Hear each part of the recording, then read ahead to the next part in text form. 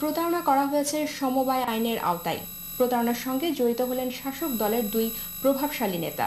প্রতারক প্রতিষ্ঠানের নাম নারায়ণগঞ্জ কোঅপারেটিভ ক্রেডিট লিমিটেড। নারায়ণগঞ্জে তাদের নিবন্ধন হলো, তারা শাখা খুলেছে ঢাকার জনসন রোডে।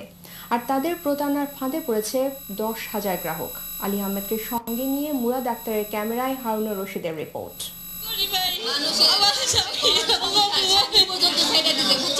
এরা পুরনো ঢাকার জনসন রোডের নারায়ণগঞ্জ কোঅপারেটিভ ক্রেডিট লিমিটেডে ধর্ণা দিয়েও তাদের স্বর্ণালংকার ফেরত পাচ্ছেন না। 3 মাস ধরে প্রতিষ্ঠান বন্ধ করে উধাও কর্মকর্তা কর্মচারীরা। আর গয়না ফেরত না পাওয়ায় আর্থিক ক্ষতি ছাড়াও পারিবারিক সমস্যায় পড়ছেন গ্রাহকরা। আপনাদের জন্য আমরা পাবো, আপনারা যদি আমাদের সহায় না হন তাহলে আমরা পাবো না। আমার মেয়ের সংসার ভেঙে গেছে, জিনিস চলে গেছে, বাবা আমার সংসারে ভেঙে যাচ্ছে। বাবার বাড়িতে আছে, অনেক সমস্যা হয়ে যাচ্ছে, কিন্তু আমি এখানে আজকে 3 মাস ধরে ঘুরতেছি। 10 ভরি স্বর্ণ এখানে আছে আমার, কিন্তু এরা বলতেছে খুলে, কিন্তু খুলবে না।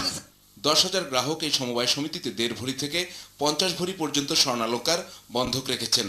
গড়ে যদি 10 ভরি করেও স্বর্ণালংকার বন্ধকের হিসেব ধরি, তাহলে তারা মোট 1 লাখ ভরি স্বর্ণালংকার বন্ধক রেখেছেন, যার এখন বাজার মূল্য 400 কোটি টাকা।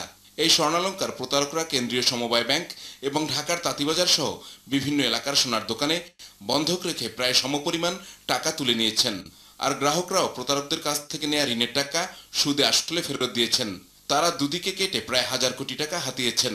চুক্তি ভঙ্গ করে তারা এই ব্যক্তি পর্যায়ে স্বর্ণ রাখছে, যেটা আমরা জানতে পারছি যে ম্যাক্সিমাম রেট অফ ইন্টারেস্ট, যেটা কাস্টমারের জন্য খুব একটা বিরাট সমস্যা হয়ে দেখা দিছে।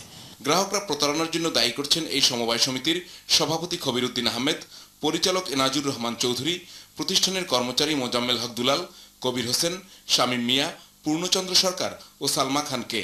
আর দুই শীর্ষ কর্মকর্তা খবির উদ্দিন এবং এনাজুর রহমান পরস্পরকে দোষারোপ করেন। ব্যাপার দেখাইলাম, উনি মাসে মাসে বেতন নেয়, উনি তো এইসব করে, আমরা আইন কানুন জানিও না। উনি এসে দোষ ধরে আমাদের, আমরা যাই। 4,500 উইকেট থেকে হলমার্ক খবর নাই, 3,500 কোটি ডেস্টিনি। তো আসলে এটা তো গোল্ড আছে, 60 কোটি টাকা মার্কেটে আছে, কেউটা মারি যাবেন। এই প্রতারণার প্রাথমিক তদন্ত শেষে এখন দায়ীদের চিহ্নিত করার কাজ করছে সমবায় অধিদপ্তর। একদিকে কত পাওনা সেটা অ্যাসেস করব, নিরূপণ করব কতজনের পাওনা, আর এই সমবায় সমিতিতে কত অ্যাসেট সম্পদ পরিসম্পদ আছে তাও নিরূপণ করব। প্রয়োজনে এই সম্পদ বিক্রি করেই গ্রাহকদের তাদের পাওনার অর্থটা আমাদের পরিশোধ করতে হবে। অভিযোগ, প্রতারকরা প্রতারণার টাকায় ঢাকা এবং ঢাকার বাইরে গড়ে তুলেছেন বাড়ি, ব্যবসা প্রতিষ্ঠান সহ নানা ধরনের সম্পদ, যার দাম কোটি কোটি টাকা।